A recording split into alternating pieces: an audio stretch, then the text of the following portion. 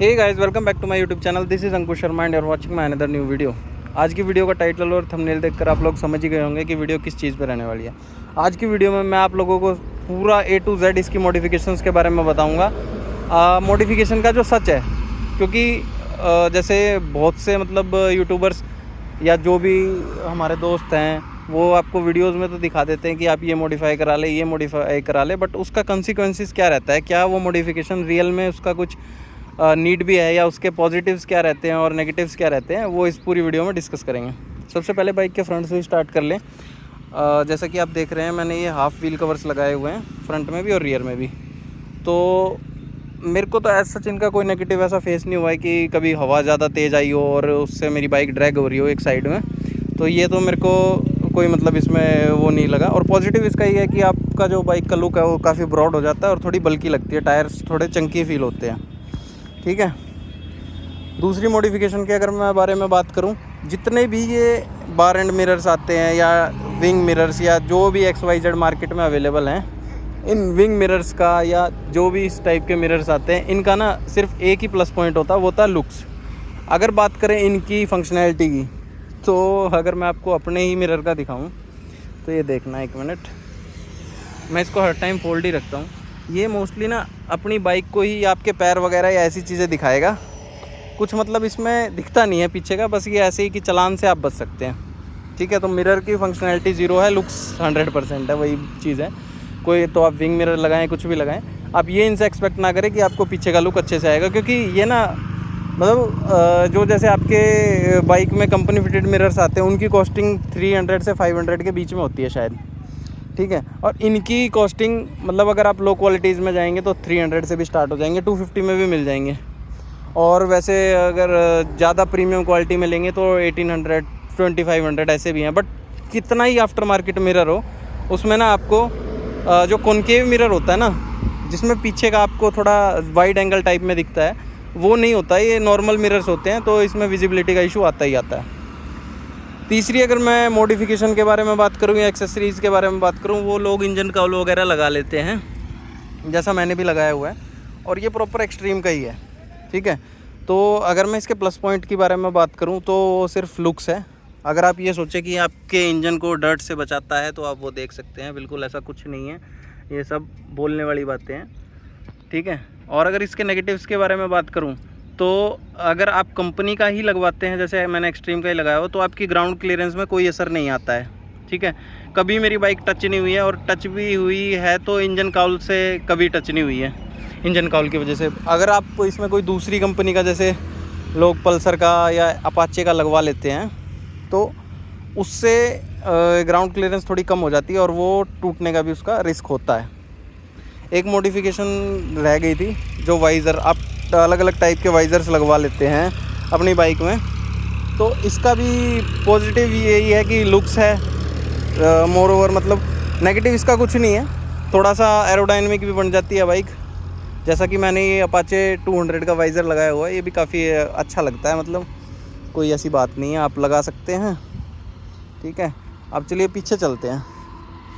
अब जैसा आपने मेरी अगर पुरानी वीडियोस देखी होंगी तो आपने देखा होगा कि मैं टायर अगर वगैरह मेरे को अच्छा ही नहीं लगता है लुक वाइज, तो मैं इसको रिमूव करके रखता हूँ।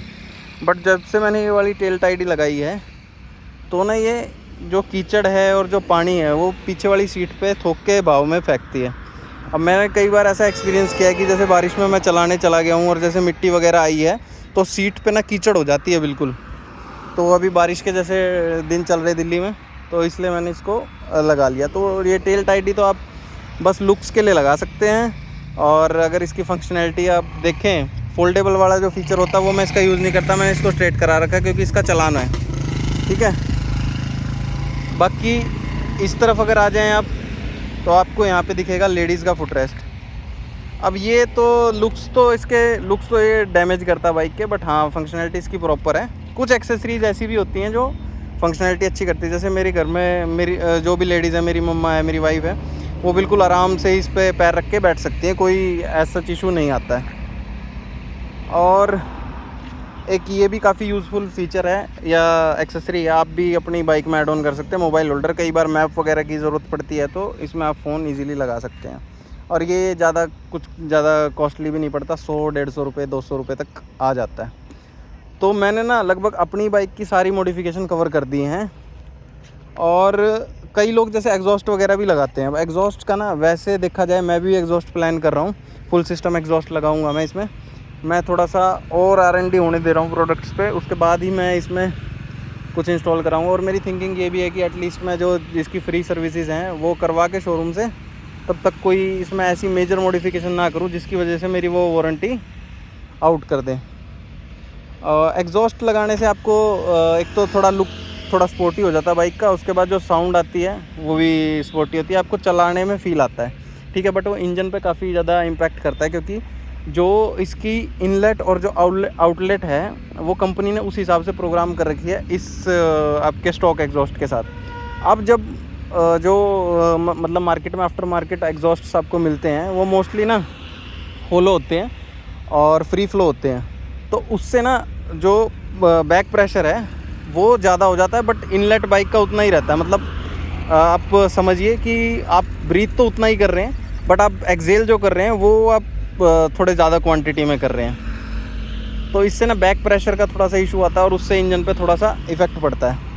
तो एग्जॉस्ट भी आपको देख समझ के ही लगाना चाहिए। बाकी हॉर्न्स वगैरह और भी कई चीज़ें आती हैं, एक्स्ट्रा लाइट वगैरह, उससे ये है कि आपको रोड पे मतलब विजिबिलिटी ज़्यादा मिल जाती है। बट जितना आप बाइक के इलेक्ट्रिकल्स के साथ कम छेड़छाड़ करेंगे उतना आपकी एक तो वारंटी बनी रहेगी, दूसरा शॉर्ट सर्किट का बाइक में कोई ख़तरा नहीं रहेगा। क्योंकि आजकल ना मैंने ये चीज़ बहुत नोटिस की है, किसी भी दुकान पे चले जाएं आप अपने लोकल मार्केट में या इवन करोल बाग में, उनको ना जल्दी रहती है, क्योंकि उनके पास बहुत सी बाइकें होती हैं जिनको उनको काम करके फटाफट देना होता है। तो उस केस में ना वो बहुत जल्दी काम करते हैं, तार भी काट देते हैं कई केसेस में तो। और अगर कपलर लगा रहे हैं तो वो इतना टाइम लगा देते हैं, टाइम आपका बहुत ख़राब कर देते हैं। और उसके बाद टाइम ख़राब करने के बाद भी कोई ये गारंटी नहीं है कि वो आपको चीज़ इशू नहीं करेगी। तो मोर ओवर जो भी मैंने आपको एक्सेसरीज़ बताई हैं वो मोस्टली ना एक्सट्रीम 125 आवर्स एक्सट्रीम 125 आवर का एग्जांपल ले रहा हूँ, तो वो ना सिर्फ लुक्स के लिए हैं और उसका ना फंक्शनैलिटी से ज़्यादा कुछ लेना देना नहीं है, कुछ ही चीज़ें प्रैक्टिकल हैं। बाकी वो आपकी थिंकिंग है कि आपको लुक्स चाहिए, प्रैक्टिकलिटी चाहिए। बहुत सी एक्सेसरीज़ ऐसी भी आती हैं, जब मैंने कई तो ऐसी एक्सेसरीज़ देखी हैं जो एक्सट्रीम 125 आवर में लोग लगा रहे हैं जिनका कोई मतलब ही नहीं है। जैसे साइड स्टैंड के लिए जैकेट लगवा लेंगे, यार आप मान के चलो वो साइड स्टैंड की जैकेट कितने की आ रही है, 500 से 700 रुपये की वो जैकेट आ रही है, और आपके साइड स्टैंड की कॉस्ट कितनी है, 300 रुपीज़ की। तो आप मान के चलो अगर आपका स्टैंड मुड़ जाता है या कुछ ऐसा हो जाता है तो आप वो चेंज ही करा ले, जैकेट लगाने का क्या पर्पज़ है। उसके बाद लोग यहाँ पे कवर्स लगवा रहे हैं जिसकी उसकी भी कॉस्टिंग 300, 500, 600 इवन और भी ज़्यादा है, उसका भी कोई पर्पज़ नहीं है, कोई आपका मतलब वो प्रोटेक्शन या ऐसा कुछ नहीं है।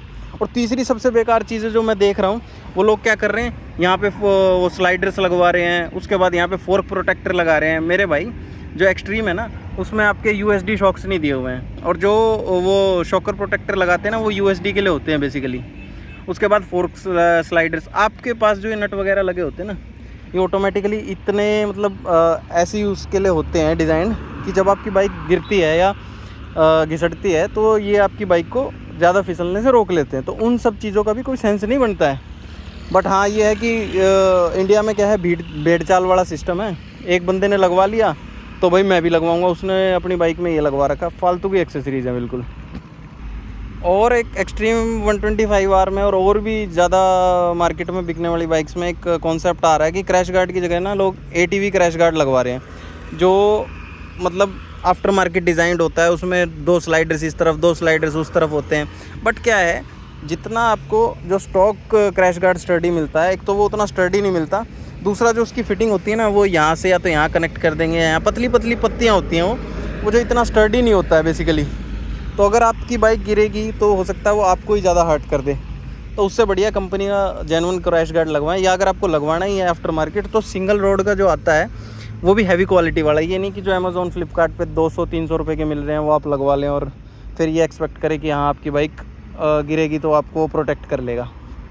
तो ये थी आज की वीडियो। किसी भी पॉइंट पे आपको इन्फॉर्मेटिव लगी हो तो वीडियो लाइक करना, चैनल सब्सक्राइब करना। चलिए मिलते हैं नेक्स्ट वीडियो में।